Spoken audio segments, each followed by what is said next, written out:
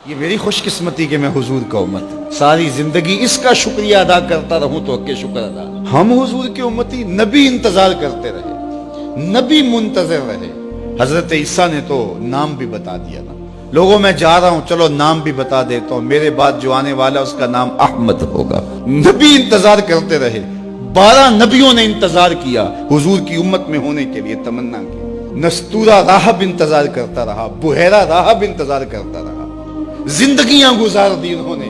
سلمان فارسی کی کہانی سن لو، مجوسی کے بیٹے تھے، حق کی طلب میں نکلے، باپ نے گھر سے نکال دیا.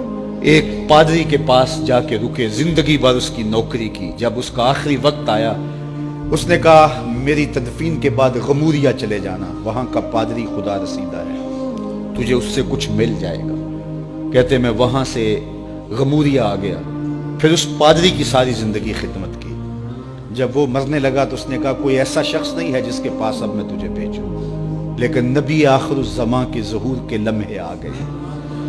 تو یہاں سے یثرب چلا جا، وہ اس نبی کی ہجرت گاہ ہوگی، تیری زندگی سنور جائے گی. تو نے بڑی محنت کی ہے، بڑی نوکری کی ہے میری. کہتے میں نے اس کو کہا کہیں ایسا نہ ہو میں دھوکہ کھا جو مجھے کوئی نشانی بتا دے. اس نے کہا 3 نشانیاں ہیں، ایک صدقہ نہیں لے گا، دوسرا ہدیہ رد نہیں کرے گا، تیسرا 2 کندھوں کے درمیان مہر نبوت. کہتے ہیں میں نے اس کی تدفین کی، یثرب کی جانب جاتے ہوئے ایک قافلے میں شامل ہو گیا.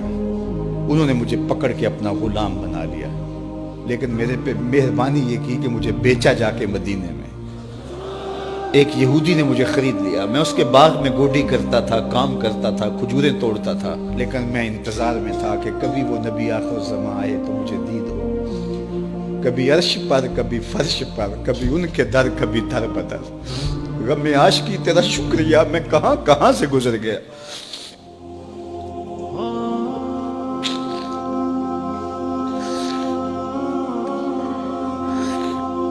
کہتے ہیں ایک دن میں اپنے باغ میں کھجوریں توڑ رہا تھا کہ ہواؤں میں مستی پیدا ہو گئی اور ہر سمت سے طلع البدر علینا کی صدائیں گونجنے لگی.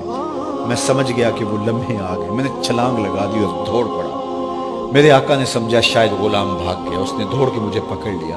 میں نے اس کو کہا کہ میں نوکر تیرا ہی ہوں، لیکن دل نوکر کسی اور کا ہے. میں بھاگوں گا نہیں، مجھے جانے دے. میں کچھ کھجوریں لے گیا تھا صدقے کی نیت سے، جا کے حضور کو پیش کی. آقا کریم نے فرمایا ہم نبی صدقہ نہیں لیتے. کہتے ہیں نشانی ایک پوری ہو گئی. کہتے ہیں کہ میں کچھ دنوں کے بعد اور کھجوریں لے گیا اور میری نیت ہدیہ کی تھی. میں نے پیش کی، حضور نے قبول فرما لی. لیکن میں بھی کہتا تھا تیسری نشانی بھی پوری ہو لے تو پھر مانوں گا. اور وہ کیا تھی؟ 2 کندھوں کے درمیان مہر نبوت. کہتے ہیں ایک دن حضور میرے باغ میں آئے اور آقا کریم نے اپنے مبارک کندھے پہ چادر رکھی ہوئی تھی اور چادر کی اوٹ میں مہر نبوت چھپی ہوئی تھی. اور میں پیچھے ہو کے دیکھتا تھا اور میری آرزو یہ تھی کہ کوئی تیز جھونکا ہوا کا آئے اور چادر ہٹ جائے اور میں مہر نبوت کی زیارت کر لوں. حضور میرے ارادہ قلب سے آگاہ ہوئے. فَأَلْقَى إِلَيَّ رِدَاءَهُ.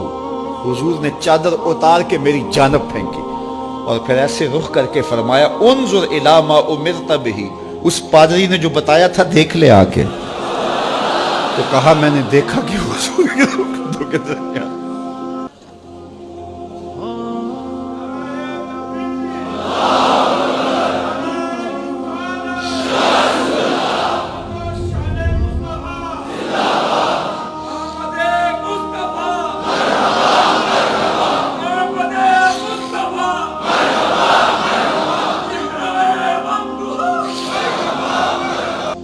ہم نے تو کوئی انتظار نہیں کیا نا، ہم نے تو کوئی دکھ نہیں سہا. ہم سوئے تھے، مقدر جاگ اٹھے. ہمارے والد مسجد سے مولوی صاحب کو بلا لائے. انہوں نے کان میں آ کے کہا مبارک ہو تو حضور کا نوکر بن کے آ رہا. ہمیں وہ نبی ملا جو نبیوں کا نبی.